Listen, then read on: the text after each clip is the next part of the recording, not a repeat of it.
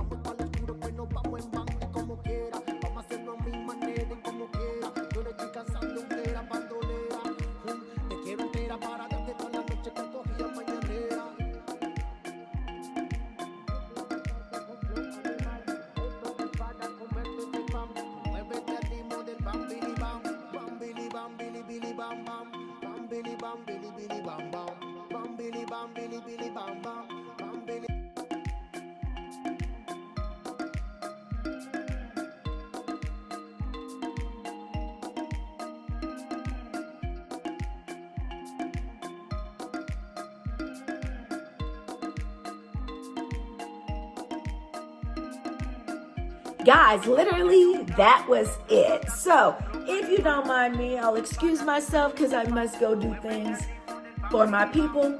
Be good. Take care. Bye.